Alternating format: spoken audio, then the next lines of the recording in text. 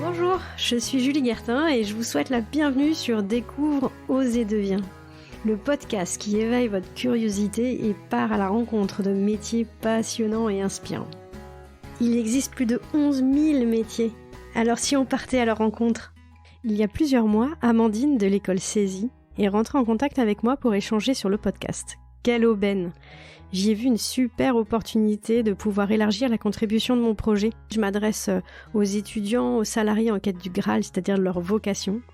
Alors quoi de mieux que de travailler en collaboration avec un acteur de l'enseignement comme Saisie pour vous faire découvrir quelques-uns des métiers exercés par leurs anciens étudiants. Laissez-moi vous présenter en quelques mots Saisie. Alors Saisie, c'est un organisme d'enseignement supérieur et de formation professionnelle qui forme plus de 26 000 étudiants, alternants et salariés chaque année sur leurs 25 campus répartis dans toute la France. C'est plus de 52 titres de formation dans des secteurs divers comme l'ingénierie, management, digital, QSE, qualité, sécurité, environnement dont on va parler justement aujourd'hui.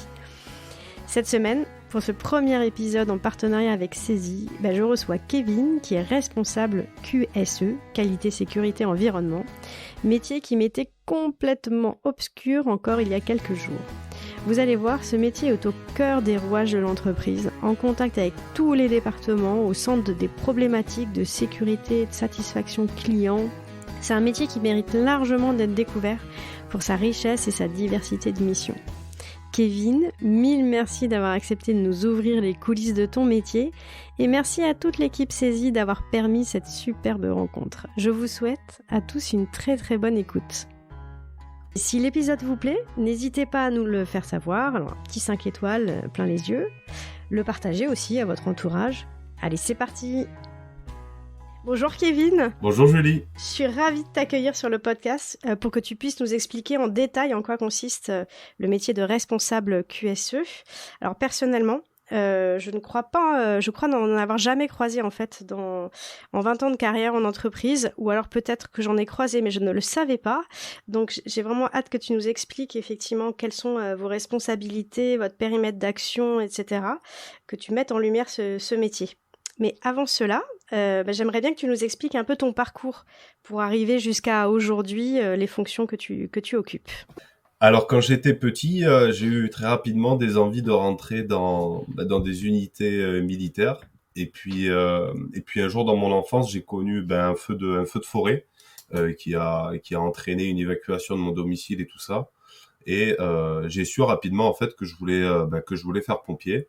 Et puis j'ai cherché pompier en étant militaire et c'est comme ça que j'ai trouvé mon premier métier de marin-pompier de Marseille au sein du bataillon des marins-pompiers de Marseille. Et tu y es resté combien de temps? Alors j'ai réalisé 9 ans, 9 belles années au sein du bataillon des marins-pompiers de Marseille.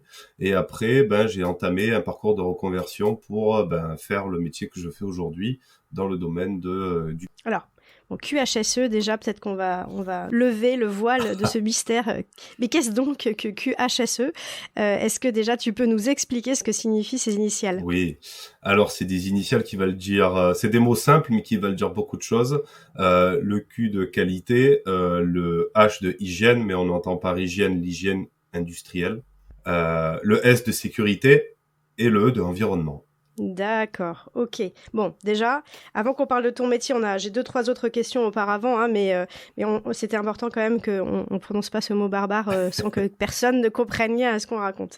Alors, comment tu as découvert ce métier et quel a été ton cheminement pour te dire à un moment donné, ok, aujourd'hui je suis pompier, demain je souhaite exercer ce métier. Et surtout, comment tu l'as découvert? Alors en fait, ça faisait donc 9 ans que j'étais au bataillon et puis j'ai été animé par l'envie d'un nouveau challenge. Comme je disais, pendant 9 années, je suis toujours pompier puisque je suis pompier volontaire à côté, mais j'étais dans l'après en termes de sécurité. J'ai voulu découvrir qu'est-ce qui se passe avant. Et étant toujours, on va dire, passionné par la sécurité, j'ai donc cherché une formation en accord avec ma volonté. Et c'est comme ça que j'ai entamé un parcours de reconversion professionnelle en intégrant, dans un premier temps, le DUT, donc HSE, Hygiène, Sécurité, Environnement, à l'IUT de La Ciotat. Pendant cette année-là, je l'ai réalisé en alternance. J'ai occupé donc déjà des fonctions de responsable QHSE dans le secteur industriel, sur l'industrie lourde. Et puis j'ai continué mon parcours, vu que ça se passait bien. J'ai enchaîné avec un Master 1 de responsable qualité, sécurité, environnement, toujours en alternance dans le secteur industriel. Et j'ai terminé ce parcours avec un master spécialisé en management de la sécurité et des risques industriels, qui m'a permis donc de m'expertiser vraiment dans le management de la sécurité et la gestion des risques industriels. Et j'ai eu la chance d'occuper à nouveau des fonctions d'ingénieur HSE avec une double fonction de, on va dire, de ce qu'on appelle Project Risk Manager, un nom encore très barbare pour le domaine, mais qui signifie concrètement qu'on est amené à gérer les risques qui concernent des projets, toujours dans l'industrie. Ok. Mais alors, comment tu as découvert? Parce que ce métier, enfin, moi, alors, sauf si moi, je suis totalement naïve, mais je n'en ai pas beaucoup entendu parler auparavant. Donc, comment toi, tu l'as découvert et qu'est-ce qui t'a attiré là-dedans? Qu'est-ce qui a fait que tu as eu envie de t'enclencher là-dedans? Parce que tu as repris des études et pas qu'un peu, quoi. Donc, il faut être un petit peu motivé quand même. Ça, c'est sûr qu'il fallait être motivé. En fait, étant donné que je voulais rester dans le domaine de la sécurité, je me suis mis à rechercher des formations. Et on va dire que c'est la formation phare et la formation reconnue, tout simplement parce que grand nombre d'officiers sapeurs-pompiers professionnels passent par ce type de formation avant eux d'intégrer les concours et les écoles de formation. Donc en fait, il y a toujours un lien, on va dire, entre le monde du pompier et le monde de la sécurité et le monde de l'HSE, car tout simplement, beaucoup de compétences qui existent chez les pompiers sont très utiles dans le monde de l'HSE, que ça soit en termes de sécurité incendie, en termes de secourisme, en termes tout ce qu'on apprend par exemple dans l'explosimétrie, la gestion des gages, toutes ces connaissances en fait sont très complémentaires au milieu de l'HSE. Et je trouvais ça super intéressant quand on s'était eu au téléphone pour préparer l'entretien. Tu m'avais dit que la logique aussi que tu voyais entre pompier et aujourd'hui le métier que tu exerces, c'est quelque part tu étais remonté en fait dans la chaîne pour prévenir le risque plutôt que de venir le sauver une fois que le risque était avéré. Et je trouvais que c'était super intéressant. Et en fait, du coup, ton parcours paraissait extrêmement cohérent, quoi. Exactement, c'est-à-dire l'après, on va dire l'accident est là, on fait en sorte de mettre en place un dispositif pour que ça se passe bien, que ça soit sur l'humain ou sur l'environnement, le bâtiment. Et le fait de travailler le plus en amont possible, et d'ailleurs je suis très investi pour toujours remonter plus haut en termes de gestion des risques, je trouve que c'est passionnant parce que lorsqu'on arrive à mettre en place dès les débuts des projets, ou alors au sein d'un système complet, des actions qui permettent de préserver le capital humain, mais également en parallèle de donner de la performance au sein d'une entreprise, je trouve que j'ai la chance de faire ce métier-là en fait, tout simplement. Bon, je vois que tu es bien motivé. Et tu l'étais quand tu as repris tes études. Alors, je crois que ces études, et c'est aussi pour ça qu'on se rencontre aujourd'hui, c'est que tu as repris tes études et tu as fait un long parcours auprès de l'organisme de formation CESI. Oui. Est-ce que tu veux bien nous expliquer en fait pourquoi tu les avais retenus et voilà, quels ont été pour toi les avantages en fait de ce cursus? Quand j'ai repris mes études, j'avais déjà 27 ans, donc j'avais des expériences, on va dire, de salarié et une habitude de vie de salarié.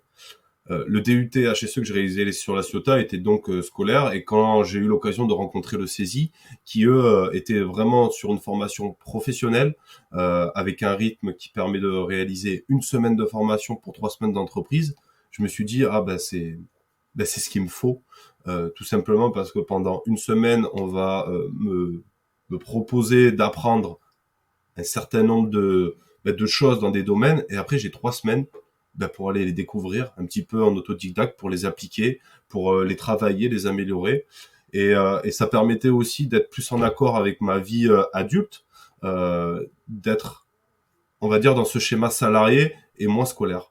Donc c'est pour ça que j'ai eu la chance de rencontrer des super personnes au CESI qui m'ont ouvert les portes. Et en effet, donc j'ai réalisé 18 mois de formation à travers le Master 1 de responsable QSE, qui donne un titre de Bac+4. Et après, j'ai réalisé encore presque 14 mois de formation avec eux sur le Master spécialisé en management de la sécurité et des risques industriels, qui donne un titre de Bac+6 avec la validation d'une thèse professionnelle, qui est une histoire assez difficile mais passionnante aussi à réaliser. Ouais, tu voulais plus t'arrêter, quoi. En fait, quand j'ai repris les études, que j'ai réalisé ce Bac+2, on va dire que ce type de formation, c'était un rêve. Vraiment, je me disais, waouh, si un jour j'y arrive, ça serait formidable, hein, parce que quand on est au tout début, ben, on est vraiment en phase de remise en question, et puis on se dit, bon, allez, on y va et on verra comment ça se passe. Et puis quand j'ai réussi à atteindre ce Graal qui était le mien, hein, on va dire mon Himalaya, c'est vrai que c'était déjà une belle réussite à presque 30 ans, quoi. Ouais, ouais. Le fait que ça soit très orienté effectivement autour des professionnels, etc., est-ce que c'est peut-être plus rassurant ou en tout cas plus agréable de se dire qu'on va être orienté en fait action, on va être orienté entreprise et puis on va être aussi entouré de d'autres professionnels qui sont en reconversion par exemple. Est-ce que c'était le cas dans tes promotions? Exactement, c'est-à-dire que la force du saisie, c'est que tous les intervenants sont des professionnels du métier, c'est-à-dire que tous les jours, ils ont la capacité de nous parler des problématiques qu'ils rencontrent euh, dans des secteurs tous différents, parce que c'est un métier où le responsable HSE, par exemple, dans le secteur industriel pétrochimique, ne fait pas exactement les mêmes choses que, par exemple, dans le transport ou la logistique. Et ça nous permet vraiment d'acquérir, de s'enrichir, en plus, on va dire, du cours classique, mais de s'enrichir du vécu et des expériences de chacun. En plus de ça, sur une promotion, on est tous dans le même cas, c'est-à-dire on est tous en entreprise et on vient tous une semaine, donc on s'enrichit des expériences des autres. Et ça permet également de débuter très rapidement la création d'un réseau professionnel intéressant entre les intervenants et on va dire la promotion. Et tout ça, je pense que si on sait bien l'utiliser et qu'on le travaille, c'est quelque chose qui est formidable pour la pré-étude, quoi, la pré-formation. Ouais. C'est vrai que, alors je sais pas, dans les intervenants, est-ce que c'était effectivement des gens qui venaient du monde de l'entreprise, c'est Ah ça? oui, oui, c'est uniquement, voilà. C'est soit des gens qui sont employés en qualité de responsables HSE en entreprise, soit ce sont des gens qui ont vraiment qui ont eu un vécu en entreprise et qui sont maintenant consultants indépendants et du coup qui ont cette opportunité-là de nous partager des expériences dans tout type d'entreprise. Donc ça nous permet vraiment Ouais. d'avoir une vision globale. Ouais, une vision très complète, quoi. Alors justement, est-ce que tu peux nous expliquer un peu, alors même si c'est long, hein, parce que tu as quand même eu un parcours de plusieurs années, mais qu'est-ce qu'on y apprend pour plutôt qu'on comprenne un peu les différents domaines d'apprentissage pour obtenir ce genre de diplôme? Alors en fait, on va dire que du bac+2, on va dire au même bac+5 et bac+6, on reste sur un schéma commun parce que la base du métier est fondée sur des systèmes de normes, sur de la réglementation. Et le métier de l'HSE tourne beaucoup autour de ces domaines-là parce que sa fonction principale, c'est de mettre en place un ensemble d'actions pour assurer la conformité réglementaire et normative d'un système de management. Et tout ceci, bien sûr, dans l'objectif que l'entreprise atteigne ses objectifs de performance, mais également pour préserver l'ensemble des travailleurs face aux risques industriels auxquels ils sont confrontés.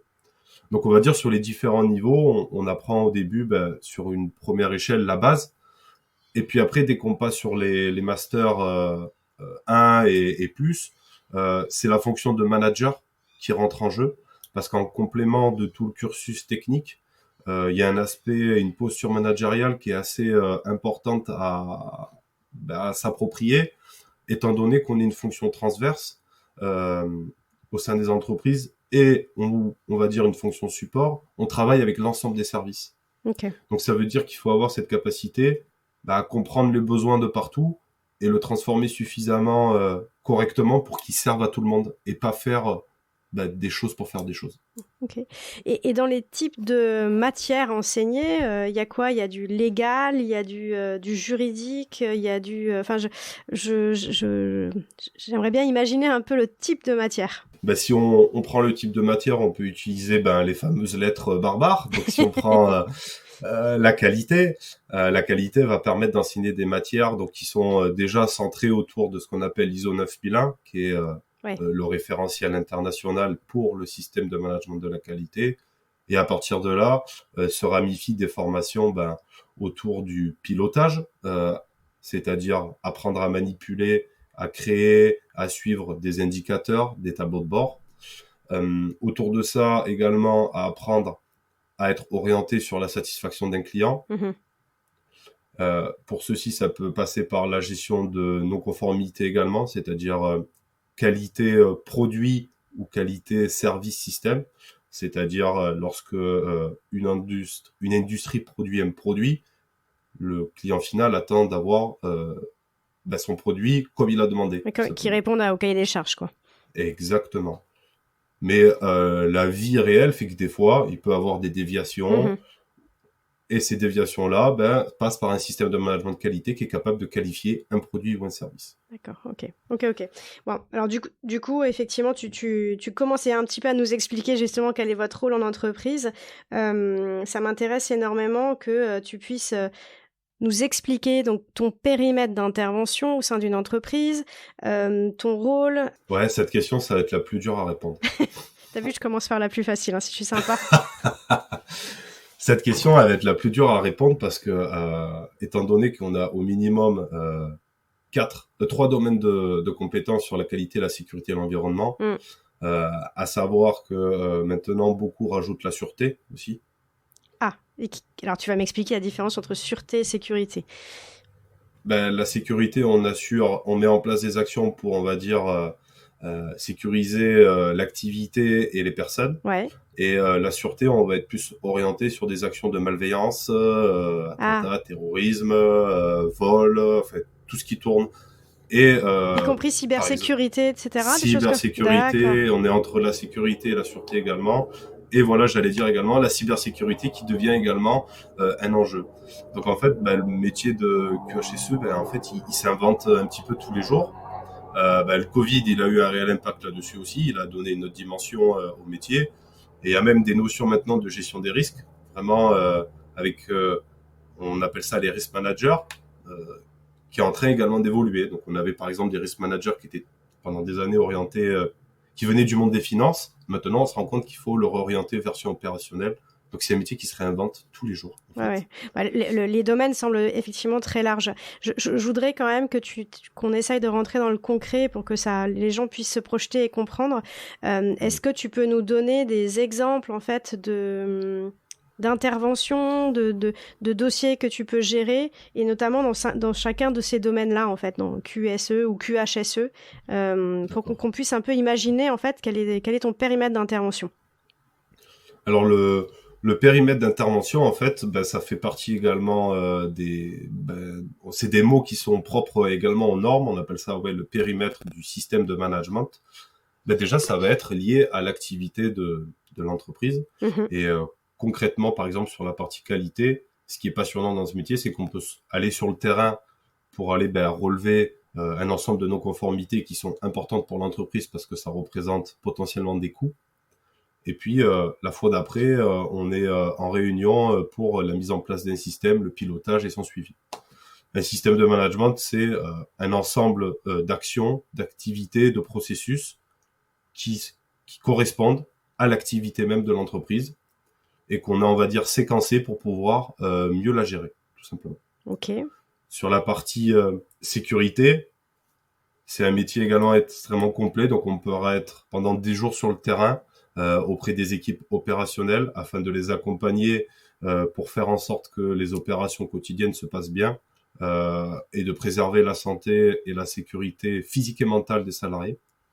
Comme également, on peut se retrouver sur la mise en place d'un système de management de sécurité afin d'être du coup le plus en amont possible dans la prévention, toujours dans un objectif de préserver le capital humain et également un objectif de performance. Sur la partie environnementale, donc l'environnement, notre objectif principal est d'éviter les pollutions environnementales liées à une activité, que ça soit pour l'entreprise, pour les riverains, le voisinage, toutes les personnes.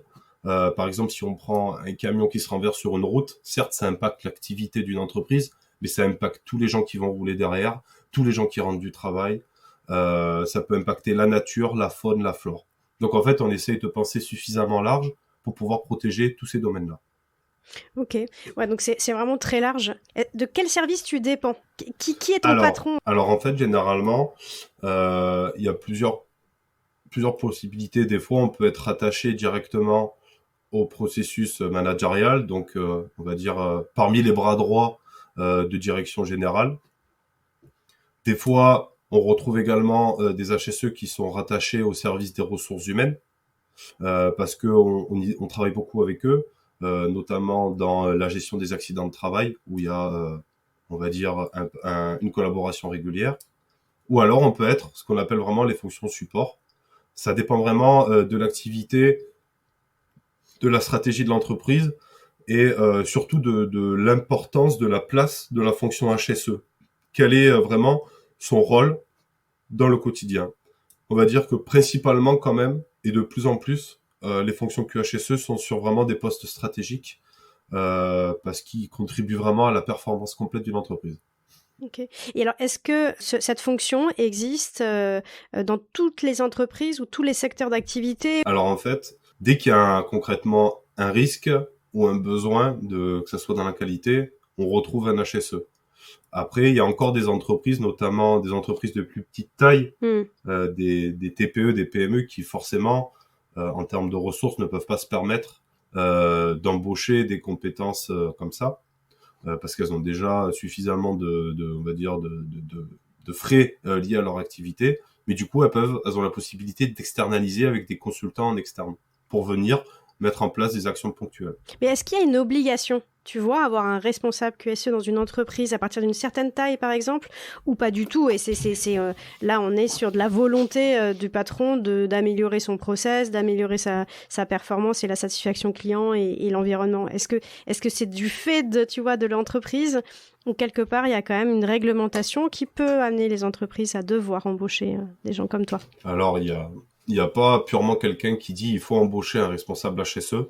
Par contre, il y a pire que ça, c'est qu'il y a, il y a la réglementation liée au code du travail, ouais. Qui, elle, selon certains articles de loi, impose à l'employeur de mettre en place tous les moyens à sa disposition pour assurer la santé et la sécurité de ses travailleurs. Ça veut dire que, par exemple, du coup, l'HSE devient quand même obligatoire sans forcément être noté dans les lois. Mais concrètement, si on oublie un peu ces deux facettes-là et qu'on parle vraiment réalité, oui, il est vraiment nécessaire et il le sera de plus en plus dans l'avenir pour le bon fonctionnement d'une entreprise. Ouais, je comprends. Vu que tu dois respecter ces normes, et que soit tu les prends en main et donc du coup tu dois tout acquérir ces compétences-là par toi-même et probablement t'es happé par d'autres sujets, soit tu vas t'appuyer sur un professionnel, quoi. Ok. Est-ce que tu peux nous parler un petit peu de cet aspect légal, on va dire, ou certification? Parce que je crois qu'il y a quand même, vous avez un rôle très important par rapport à ça. Donc quand une entreprise souhaite effectivement acquérir une ISO, je sais pas, 9001 ou 9002, est-ce que là, sur ce rôle-là, je crois que vous avez un poids très important. Hein. Une norme n'est pas vraiment légale parce qu'elle n'est pas obligatoire. Okay. Cependant, elle représente, on va dire, un corpus de connaissances et de bonnes pratiques. En parallèle de ça, donc pour mettre en place un système de management et vraiment mettre en place une dynamique au sein de l'entreprise pour être le plus performant possible. Et puis en parallèle de ça, c'est un gage, on va dire, de qualité ou on peut parler de sécurité. Selon l'activité de l'entreprise. Et on va dire les grands donneurs d'ordre, on va dire exigent que forcément lorsqu'ils font rentrer quelqu'un sur leur site, ils soient rassurés du fait que l'entreprise sous-traitante ou l'entreprise intervenante met en place des actions quotidiennes pour assurer la sécurité de ses travailleurs. Donc oui, on a un rôle très important. On est directement, donc c'est quand même les responsables d'entreprise qui portent le leadership et la volonté de certifier leur activité, leur entreprise. Et on est à leur côté en tant que conseiller technique et on va dire accompagnateur de projet pour assurer le respect des exigences de ces normes. Ok. Bon, alors je voudrais qu'on prenne une mission concrète, n'importe laquelle, celle que tu souhaites, mais je voudrais qu'on décortique les étapes de ton intervention, parce que de ce que j'ai pu voir en regardant un petit peu, comme je me suis renseignée avant sur ce métier, et j'ai vu qu'effectivement il y avait plusieurs étapes, un déroulement en fait, pour aller de A à Z dans une mission qui vous est confiée. Donc est-ce que on peut en prendre une et on va la décortiquer pour voir un petit peu tous les passages? Alors oui, en fait, ce décortiquage est en effet quelque chose de capital et de plus en plus important pour une fonction HSE. c'est-à-dire avoir la capacité de structurer ses interventions en mode gestion de projet, tout simplement. Si on prend par exemple une entreprise qui veut, pour faire suite à la dernière question, qui veut se certifier selon une norme ou un référentiel qu'elle a choisi, il y a tout un tas d'étapes qui nécessitent des méthodes vraiment importantes en gestion de projet. Donc déjà, la première étape, c'est une volonté réelle de l'entreprise de passer sur cette norme ou cette certification, parce que ça engage, la première chose que ça engage, c'est des coûts, que ça soit en termes d'heures de travail, mais également tous les coûts qui pourront être associés à la mise en conformité de l'entreprise face aux exigences de la norme. Donc la première, c'est vraiment une volonté et une implication de toute une équipe, parce que une fonction HSE seule ne pourra jamais aboutir à l'obtention d'une certification si autour de lui, il n'y a pas une équipe qui est fédérée. Donc la première étape, ça serait déjà la volonté. Après, on passe à tout simplement l'inscription auprès d'un organisme qui est en capacité de venir certifier l'entreprise. Et à partir de là, généralement, il y a un premier audit qui se fait, donc soit un audit interne déjà qui est réalisé par la fonction HSE, mais généralement, on fait venir un auditeur externe, tout simplement parce que quand on est partie prenante de son système, on ne voit pas tout. Bien sûr. Et d'être honnête face à son système, c'est de faire venir quelqu'un de l'extérieur qui est un œil neuf et qui va apporter des pistes d'amélioration concrètes en vue de l'obtention de cette certification. On dit que généralement, classiquement, sur ce type de projet, on est entre 12 et 18 mois. Donc, c'est pas des petits projets quand même. Ça veut dire qu'on part pour 1 an à 1 an et demi à travailler quotidiennement pour mettre en place ce type de certification. Et à partir de là, une fois qu'on a cet audit, on a donc suffisamment de matière pour mettre en place des actions et les suivre. Donc, il y aura des actions qui pourraient être réalisables à courte, mais à longue durée. Donc, c'est pour ça qu'on se donne généralement 12 à 18 mois devant nous. Donc, c'est là, à partir de là, qu'on met en place une structure projet, parce que dans les différentes actions, on a différentes catégories d'actions, et il est bien de savoir les structurer pour pouvoir bien les suivre. Donc c'est toi qui écris les procédures, les actions à mettre en place, qui les time, qui fait un rétro-planning de toutes ces actions-là. C'est vraiment toi qui pilote à ce moment-là le projet, on est d'accord ? Exactement, c'est-à-dire qu'en collaboration permanente et avec, on va dire, notre directeur, mais également, étant donné que dans une activité d'entreprise, il y a plusieurs services, il faut responsabiliser et définir des rôles et responsabilités au sein de ce projet sur l'ensemble des services. Et la fonction HSE devient donc un pilote, on va dire un superviseur, et ce sont les pilotes de processus qui sont, eux, responsables de leur propre service au sein de l'activité, qui vont mettre en place également ce type d'action. Donc c'est comme ça que se passe concrètement un projet. Et puis après, il y a également toute une partie formation, parce que en dehors, on va dire, des aspects managériels, ceux qui sont au quotidien, ce sont les techniciens, les opérateurs qui sont sur le terrain et qui font que l'activité peut se réaliser. Donc il y a également toute cette strate-là à sensibiliser, à former. Donc ça veut dire que concrètement, on jongle entre du pilotage d'action et une présence quotidienne auprès des opérationnels sur le terrain, afin que le système de management, en fait, il soit uniforme et qu'une action qui est écrite sur un papier, elle ait du sens en bas sur le terrain pour le technicien qui va les réaliser, qui est en bout de la chaîne. Et ça, c'est très important. De garder ce côté humain, parce que c'est facile d'écrire des actions sur le papier, mais le but, c'est d'écrire des actions qui soient suffisamment pertinentes pour l'objectif du projet, donc obtenir une certification, mais qui aient du sens pour tout un service entier. C'est ça qui est intéressant, c'est que tu as quand même une vision du coup très transverse de l'entreprise. Tu as quand même un rôle, effectivement, comme tu dis, de pilote, et en même temps, je trouve aussi un peu de... Je sais pas si c'est diplomate le bon terme, enfin en tout cas de fédérateur, parce que tu dois faire comprendre à tous l'intérêt de la mise en place finalement de cette norme à tous les niveaux, c'est ce que tu disais. Ce que je trouve intéressant, c'est que tu n'as aucun lien hiérarchique avec toutes ces personnes-là. Donc il faut, j'imagine, développer des qualités de communication certaines, quoi. Ah oui. En fait, c'est même une grande partie du travail. La communication en dehors du pilotage et des actions opérationnelles, c'est que c'est de la communication et c'est surtout en fait dans cette communication savoir donner du sens. Parce que on peut pas arriver avec une idée, une façon de faire et dire demain c'est comme ça. Non, il y a ce fameuse conduite du changement qui est écoutée et nommée de partout en ce moment, à savoir également maîtriser et oui et agir comme un fédérateur en disant voilà le but c'est que il y a un pilote dans le bateau, ben c'est une direction générale et après on va tous dans le même sens. Et c'est ça aussi qui est extrêmement intéressant en termes de challenge, c'est que quand on arrive à mener des projets de cette dimension-là et qu'on a réussi à fédérer une équipe, qu'on prend du plaisir en fait tous ensemble, et peu importe la difficulté, c'est extrêmement enrichissant à vivre. Et surtout que si tu dis que les projets durent entre 12, 16, 18 mois, en fait, il faut tenir en haleine tout le monde. Donc, il y a vraiment, j'imagine, nécessité de montrer les petits progrès, les petits avancements à chaque étape pour que tout le monde reste mobilisé face à l'objectif. Donc, il y a vraiment un rôle que j'avais pas imaginé de communication, effectivement.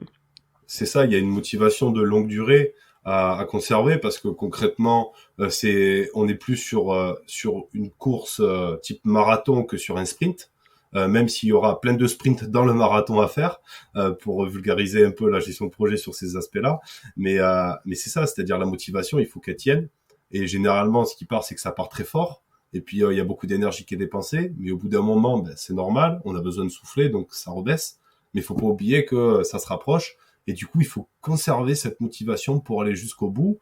Et puis, quand on arrive au bout, on a tous beaucoup donné. Et puis, il y a la certification qui approche. Donc après, il y a un phénomène de stress qui s'empare de l'ensemble des équipes.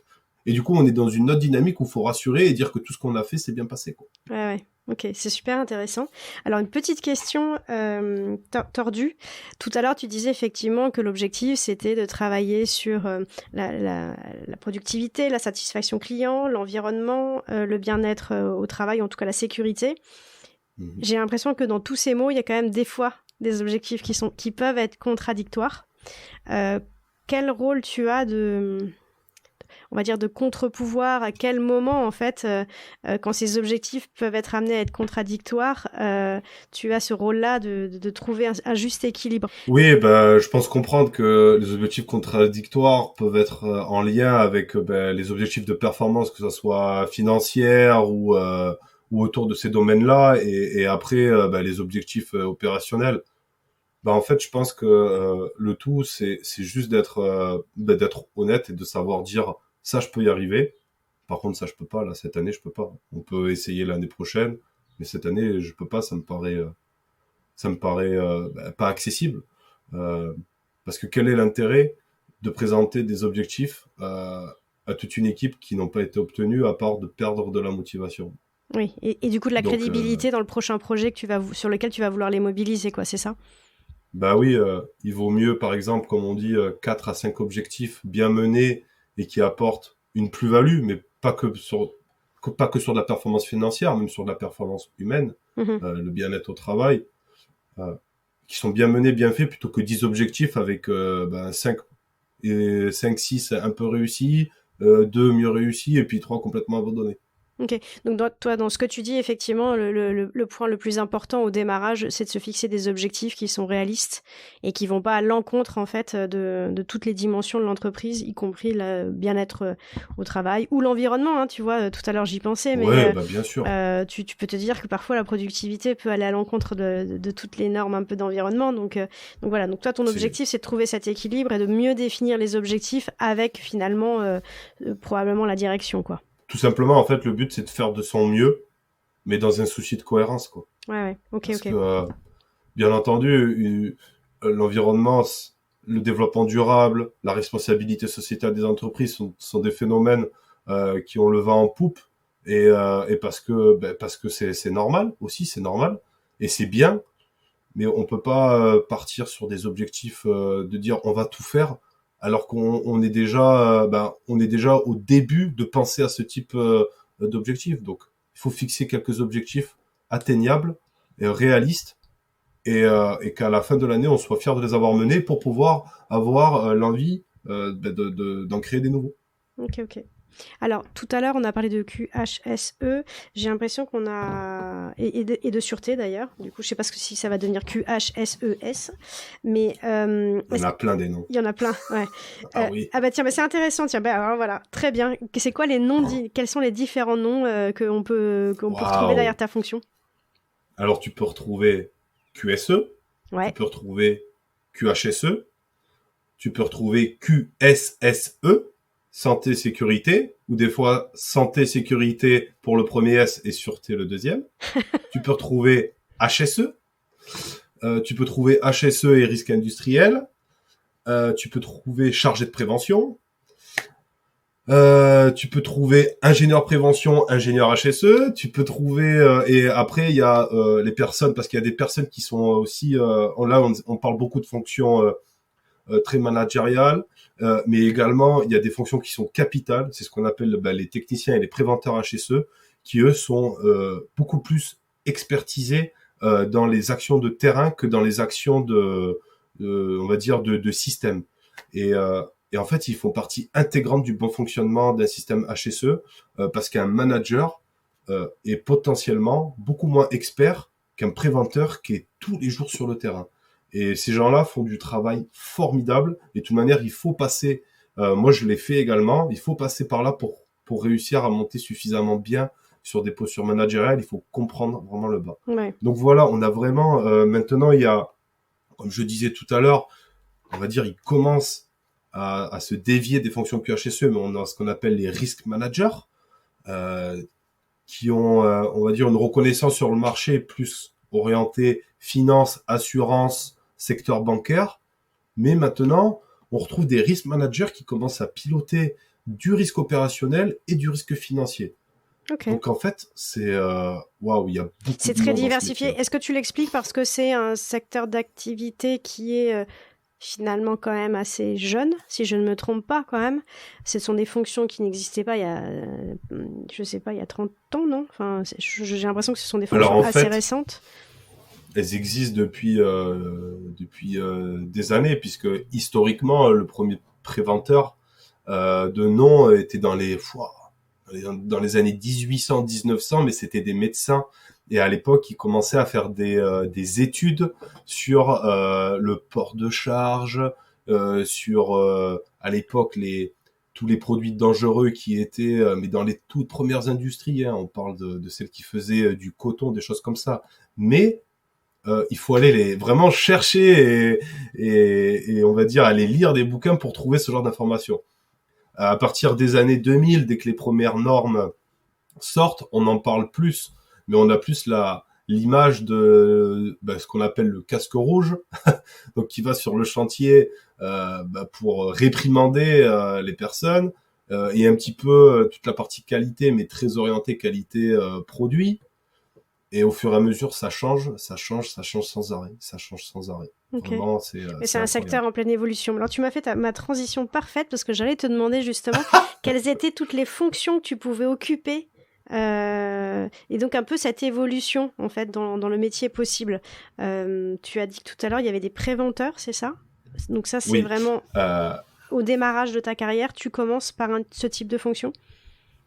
Alors, en fait, voilà, on va dire que c'est plus un niveau d'employabilité. Que ça soit au début ou en fin de carrière, c'est vraiment des choix, je pense, qui sont propres à la personne. Il y a des gens, ils sont faits pour passer leur vie sur des terrains d'opération comme ça, parce qu'ils sont excellents. Voilà.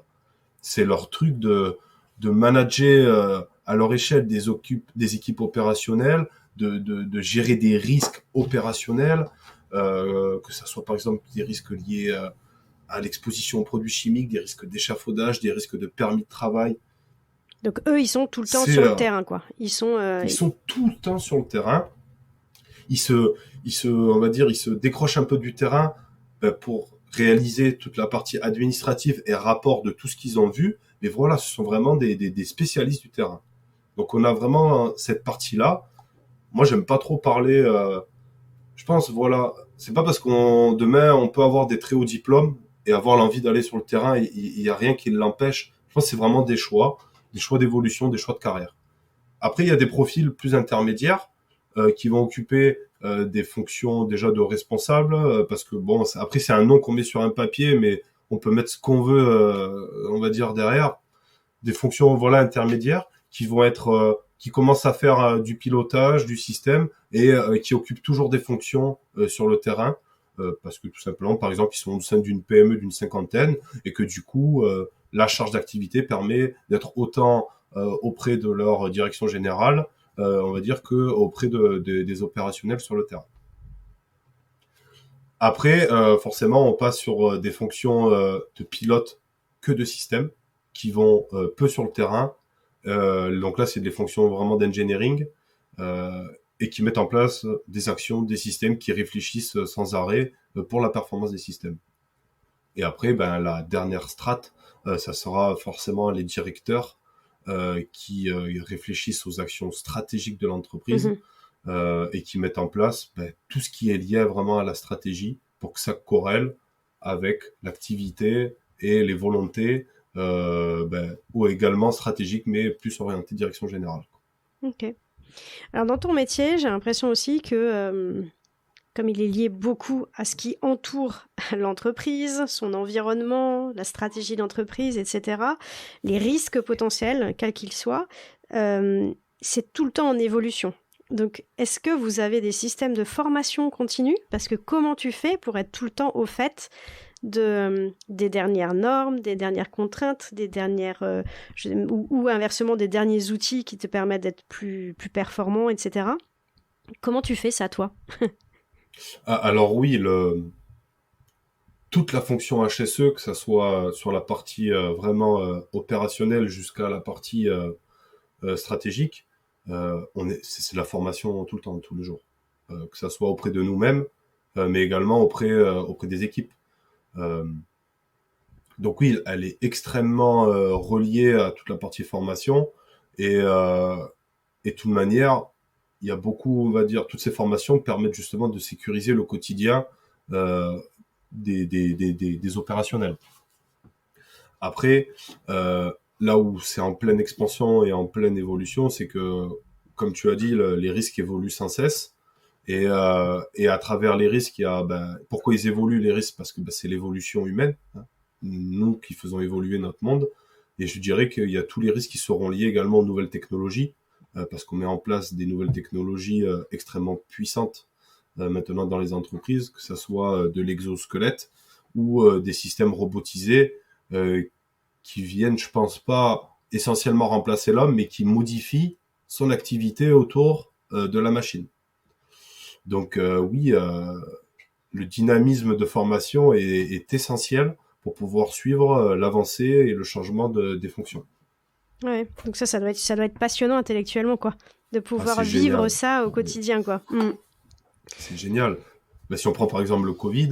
mais tu me fais toutes mes transitions, mais tu imagines... Oh là là là là, alors j'arrête. Boum, allez, c'est parti sur le Covid, parce que ça, je trouve que ça doit forcément avoir un impact énorme sur votre activité quand même, parce que là, les salariés, ils sont plus sur site, mais pour la plupart du temps, ils sont en télétravail. Donc, qu'est-ce que ça impliquait ? Puis évidemment, il y avait aussi énormément de risques, même quand ils étaient en présentiel. Donc, voilà, bref, beaucoup de problématiques qui ont dû vous arriver comme ça sans prévenir, quoi. C'est ça, exactement. Alors après, moi, j'ai un positionnement très particulier sur ce sujet, notamment sur la gestion des risques. Mais en fait, toute cette partie-là, gestion des risques, est en train va prendre dans les années à venir, à cause ou grâce du Covid, ça dépend comment on voit la chose, une importance capitale. Parce que concrètement, gérer des risques qui sont liés à une activité, même liés à des projets, on va dire, on savait le faire, puisque ça fait des années qu'on le fait, avec ses contraintes et ses difficultés, mais on met en place tous les jours quelque chose pour pouvoir gérer le risque. Des fois ça marche, des fois ça marche pas, mais ça c'est lié, ça fait partie de la vie, c'est comme ça. On peut pas dire que on maîtrise à 100% un risque, parce que bon, il y a toujours, c'est un risque et il y a toujours quelque chose qui fait qu'il peut survenir. Mais là, le Covid, celui-là, il y a personne qui s'y attendait. Et concrètement, il a fait des dégâts monstrueux au sein des systèmes, justement. des systèmes peut-être qui pensaient bien maîtriser leurs risques, ben, celui-là, il a remis, je pense, les compteurs à zéro en disant, bon, ben, que ça soit de l'artisan aux plus grands groupes internationaux, ben, qu'est-ce qu'on a su faire, en fait? Ben, pas grand-chose. On a su mettre en place de la gestion de crise, bien entendu, et on s'est rendu compte à quel point, et d'ailleurs, on parlait de la formation, il y a énormément de formation qui est en train de se produire autour de la gestion de crise et autour des plans de continuité d'activité, c'est-à-dire que avoir la capacité d'identifier le maximum de scénarios en se disant, ok, s'il arrive ça, je fais ça. Je pense que celui-là, il a fait comprendre à quel point la gestion des risques devenait vraiment un levier de développement pour une entreprise, parce que le but, c'est quand même de continuer son activité pour préserver déjà ses finances, mais pour préserver aussi ses employés. Exactement, ouais. En fait, c'est toi qui as ouvert les portes du laboratoire en Chine, c'est ça? C'était pour démontrer qu'en fait, on avait besoin de vous, quoi. Vas-y, avoue-le à l'antenne. Moi, j'y croyais. Moi, je savais... Enfin, c'était très personnel, mais je me rendais compte à quel point ça pouvait prendre une place considérable. Mais c'était très dur et c'est toujours, hein, c'est pas encore gagné. C'est très dur à faire entendre de dire, mais écoutez, avec une bonne gestion des risques, je vais pas dire on peut faire de la magie, mais presque on peut faire beaucoup de choses bien. Mais il suffit de lui donner la place. Et là, derrière, il y a eu le Covid, qui lui a démontré à quel point la gestion des risques au sein d'un projet ou au sein d'une entreprise était capitale pour son fonctionnement. Clairement. Et surtout quand ce risque-là, il est national, international, où tout est impacté dans toutes ses dimensions. Et je me disais quand même aussi, tout à l'heure je parlais du télétravail, c'est quand même potentiellement une évolution hyper importante dans vos métiers, parce que il y a bien un moment donné où tout ça va être légiféré de la qualité, en fait, de l'environnement du travail. Tu vois, quand tu es sur site, tu as des obligations quand même de faire en sorte que tes salariés travaillent dans de bonnes conditions, etc. Qu'est-ce qu'il en est quand tu travailles de chez toi, en fait? Personne ne contrôle si tu as des bonnes conditions, un bon siège, enfin j'en sais rien, mais tu vois, à quel moment, il y a forcément un moment donné où le sujet va être abordé et vu que ça se généralise et que ça devient presque une norme, ce télétravail, j'imagine que ça va avoir aussi un impact, non, sur les dimensions de votre travail. Oui, bien sûr. Le télétravail a démontré des bonnes et des mauvaises choses. Si on commence par les bonnes, c'est que un management à distance peut très bien marcher pour l'activité d'une entreprise. Et il a fait ressortir, étant donné que nos risques entre la cybersécurité, les risques pandémiques type le Covid, ils évoluent sans cesse, est-ce que potentiellement on est voué à être plus à domicile, mais à continuer à travailler, on va dire, pour préserver les fonctions principales de l'entreprise qui font que ça avance. Je sais pas, on verra, j'ai envie de dire. En tout cas, depuis maintenant plus d'1 an et demi, c'est ça qui se passe. C'est-à-dire qu'on est obligé de savoir travailler d'un point de connexion. Donc il a fait ressortir quelque chose, c'est que par rapport à notre activité, la digitalisation des systèmes de management de QSE, c'est-à-dire venir mettre en place des outils digitaux collaboratifs, devenait essentiel. Parce que le tableau Excel enregistré sur le serveur interne de l'entreprise ou de la maison, il faut un code sécurité, un token, et espérer qu'on ait la fibre parce que la DSL passe pas et qu'on n'arrive pas à accéder au dossier, c'est là. Et ce phénomène de digitalisation, il existe depuis des années, mais c'est pareil, on était sur, on va dire, un refus face à ce changement. Il a démontré ça. C'est-à-dire, digitaliser pour digitaliser, non. Parce que c'est des coûts, c'est une gestion de projet autour de ça. Par contre, digitaliser avec des bons outils et qui permettent de continuer à piloter à distance grâce à un point de connexion, qui permet d'automatiser certaines fonctions, qui permet de réaliser du reporting en 2 clics, qui permet de distribuer des actions, des tâches et des fonctions à quelqu'un qui a des centaines de kilomètres, voire des milliers de kilomètres de nous, et également de pouvoir communiquer avec des outils comme Teams. Donc le Covid, sur cette partie télétravail, il a démontré ça. Les outils digitaux ont leur place, cependant, il faut faire le bon choix. Voilà. Il faut faire le bon choix, il faut faire une réelle étude de quelque chose qui correspond bien à l'activité. Et après, oui, sur la partie gestion opérationnelle et un peu plus humaine, les mauvaises choses, c'est que l'humain a quand même besoin de contact, d'être intégré au sein d'une équipe. Et un télétravail trop prolongé, pour certaines catégories de personnes, c'est pas faisable. Euh, ça, ça dé... Ben, c'est pas aussi favorable pour toutes les personnes qui sont sur des métiers opérationnels. Mais après, il y a quand même une grande partie de l'activité qui a su continuer au moment où les préconisations de l'État nous le permettaient. Donc je pense que... Et dans le cadre de ton travail, toi, t'as été amené à mettre en place des actions justement un peu en réaction justement par rapport à ce phénomène de télétravail qui peut être compliqué pour certaines personnes, etc. Ah oui, bien sûr, parce que mon activité, j'étais donc ingénieur HSE dans une entreprise qui faisait du management de projet, et nous, on construisait des cimenteries à l'international. Donc ça fait qu'on avait du personnel un petit peu de partout en Afrique. Et, et j'ai été on va dire l'un des moteurs de toute la cellule de gestion de crise, et qui ont porté des réflexions afin de pouvoir continuer notre activité jusqu'à où on pouvait.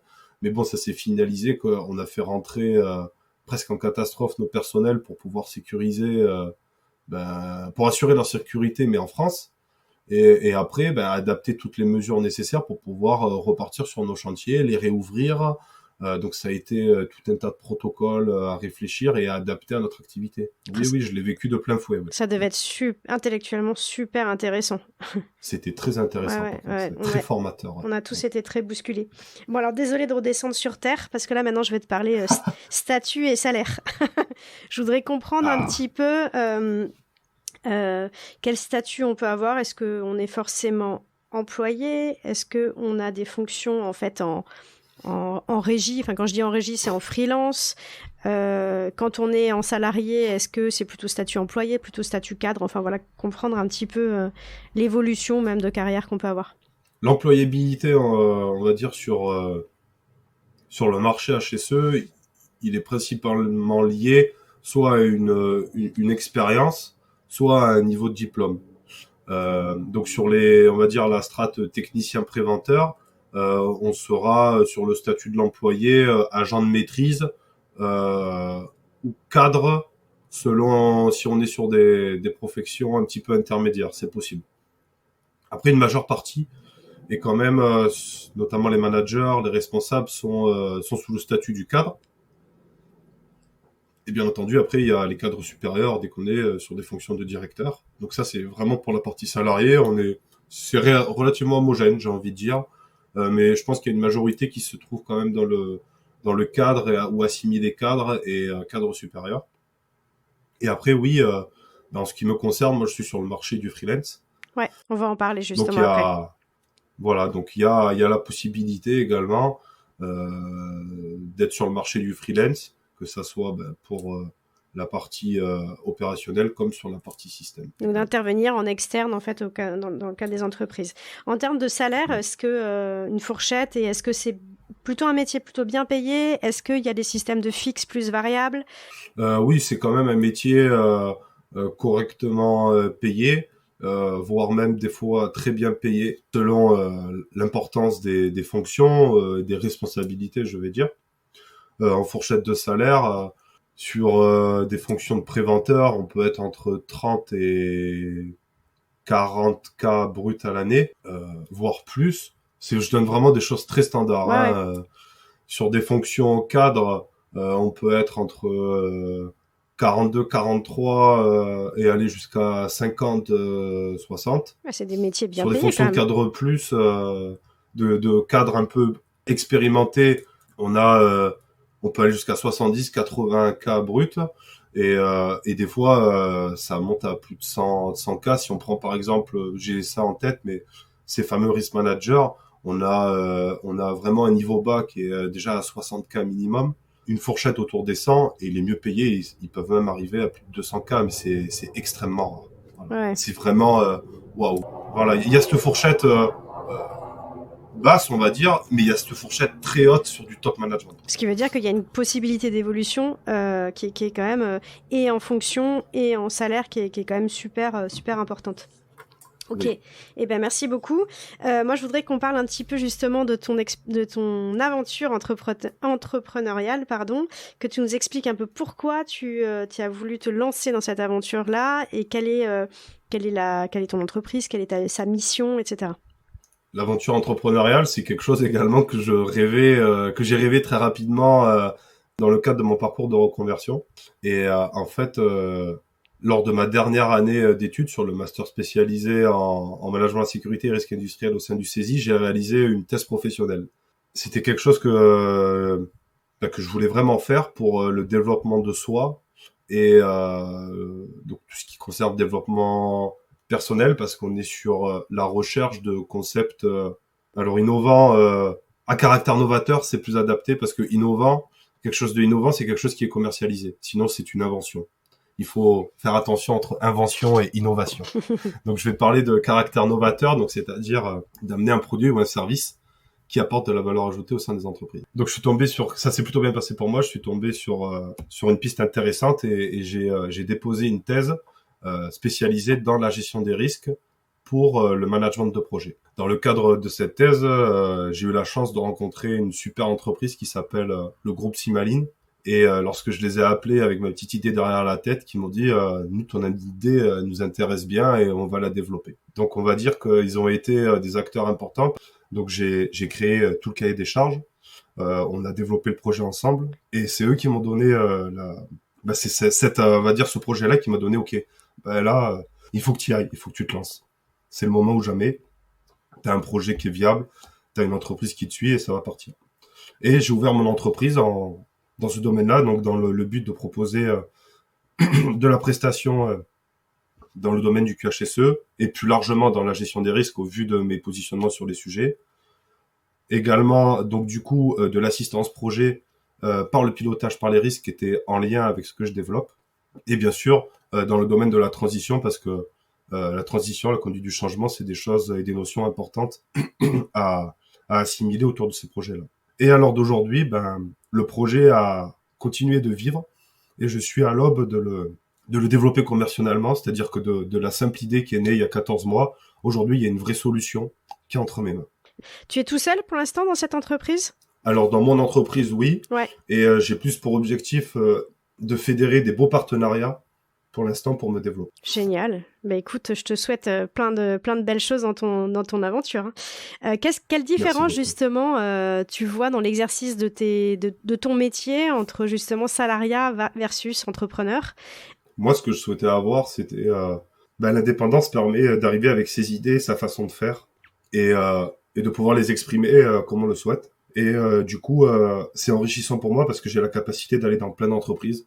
Ouais. Et j'en avais besoin de connaître ça dans ma vie, d'avoir cette polyvalence, acquérir de l'expérience, parce que c'est pas parce qu'on est à son compte qu'on continue pas d'apprendre. Au contraire. Et de m'enrichir de ces expériences-là pour continuer à développer des projets innovants, parce que je suis vraiment très impliqué dans la recherche et développement de solutions innovantes pour les systèmes de management. D'accord, donc la richesse, la diversité te fait encore peut-être plus progresser parce que il y a ce mélange d'expertise, cette circulation de l'expertise qui est très enrichissante. Pour le vivre dans le même statut, pas du tout le même métier que toi, je te rejoins, mais alors complètement, je vote pour ça. Alors, avant de passer un petit peu à la phase de conclusion, est-ce que tu as une anecdote sur ton travail, je sais pas, drôle, insolite, émouvante, enfin quelque chose qui t'a marqué dans le cadre de l'exercice de ton métier? Quelque chose qui m'a marqué. Je pense que quelque chose qui m'a marqué, c'est malgré toute la vision qu'on a autour de ce métier, qui soit des fois, comme tu l'as exprimé, très peu connu, c'est lorsque tu quittes une entreprise et presque qu'on te dit tu vas nous manquer. Donc ça veut dire que malgré un contexte réglementaire lourd, ouais. Malgré le fait presque d'imposer certaines idées. Et d'être le poil à gratter un peu de l'entreprise, quoi. C'est ça parfois, non ? Ouais, c'est ça. C'est vraiment dire oh là là, des fois il y a le casse-bonbon qui arrive. Oh là là, qu'est-ce qu'il va nous dire ? Oh là là, qu'est-ce qu'il va nous faire ? C'est derrière tout ça de dire j'ai passé un bon moment auprès de toi et ça veut dire qu'il y a une grande part de mission qui est atteinte, hormis voilà, le fait d'avoir le souci de performance, c'est que l'humain a vraiment considéré la fonction et apprécié de travailler avec. Ah, génial. Alors, tu dirais que dans ton métier, quelles sont tes joies, tes fiertés et à l'inverse, tes difficultés? Alors, mes joies et mes fiertés, c'est d'être dans un métier qui est extrêmement polyvalent. Chaque jour ne se ressemble pas. C'est chouette parce qu'on a toujours plusieurs domaines de compétences à maîtriser. C'est un métier qui demande, en termes de développement personnel, un apprentissage continu pour s'adapter, comme on a dit, aux risques qui évoluent continuellement, aux nouvelles technologies. Parce qu'en plus, c'est vrai que de ces aspects qualité, sécurité, environnement et tout ce qui tourne autour, le digital et les nouvelles technologies, on est obligé de les intégrer pour évoluer. Donc ça, c'est vraiment une fierté. Et d'ailleurs, je crois que même dans mon entourage, ils savent même pas ce que je fais encore. Et pourtant, ils sont là tous les jours. Non, mais c'est vrai, c'est ça mais ça laisse une part de mystère. Hein. C'est presque chouette quand on dit, mais je comprends pas ce que tu fais. Ah, écoute, si tu savais. Et les difficultés, je pense que les difficultés, ça en devient presque un challenge. C'est justement de convaincre en fait, de convaincre principalement l'humain, je veux dire dans son sens large, que ça soit pour la mise en place d'une stratégie complète, comme l'humain sur le terrain, de dire si tu vois, si on faisait ça, ça pourrait marcher comme ça. Ouais. Et c'est ça la principale difficulté, c'est de convaincre et de faire comprendre qu'on a une vraie place à avoir, et encore plus lorsqu'on adopte cette vision large de gestion des risques. Ouais, non, mais c'est vrai qu'il y a un travail d'évangélisation que tu fais très bien d'ailleurs, parce que moi qui connaissais vraiment pas le métier, franchement, il est vraiment bien en fait. Il est hyper, non mais c'est vrai, il est hyper intéressant, hyper riche. Il est très lié aux évolutions de la société, tu vois. Ah oui. Et du coup, ça te permet de c'est ce type de métier qui te permet de prendre beaucoup de recul par rapport à tous les phénomènes qui peuvent arriver dans la société. Donc je trouve ça très intéressant, franchement. Donc écoute, tu fais très bien le job d'évangéliser, voilà. Il est trop bien mon métier. Venez. Alors quelles sont pour toi les qualités nécessaires pour justement devenir un bon responsable QSE dans l'avenir? Je pense que le premier, c'est de savoir écouter. On parle beaucoup du savoir, du savoir-être, du savoir-faire, mais savoir écouter un besoin, un humain, un système, une vie d'entreprise, c'est essayer derrière de faire en sorte que tout ce qu'on va mettre en place ait du sens. Mmh. Et après, hormis les qualités vraiment techniques et le cursus, on va dire, comme chaque métier, on doit apprendre beaucoup de choses pour savoir le maîtriser. C'est les qualités humaines à travers la communication, le respect de l'autre, qui va permettre de pouvoir avancer dans ce métier-là. Ouais. Il y avait une notion aussi que je trouvais intéressante aussi de pédagogie, mais du coup ça rejoint quand même un petit peu ce que tu viens de dire aussi, hein, c'est une partie. Alors maintenant, si des jeunes ou moins jeunes d'ailleurs nous écoutent et souhaitent s'orienter vers ce métier, mais plus globalement en fait veulent s'orienter, cherchent à s'orienter, sont en pleine réflexion ou en pleine réflexion de reconversion, quels conseils toi tu pourrais leur donner? En fait, je pense que le premier conseil, c'est est-ce que vous avez une fibre qui est liée à un des domaines? Une fibre qualité, une fibre sécurité ou une fibre environnementale? Parce que dans ce métier-là, il y a la place pour tout le monde. C'est-à-dire que si on a envie de faire un cursus QHSE, mais après trouver plus du travail dans le domaine environnemental, il y aura de la place. Si on est plus orienté sécurité chantier, il y aura de la place aussi. Et si on est une pro, on a envie toujours que tout le produit soit parfait, on peut aller dans la qualité. Donc c'est vraiment avoir cette connotation, parce qu'on peut pas faire ça sans envie ou sans conviction. Voilà.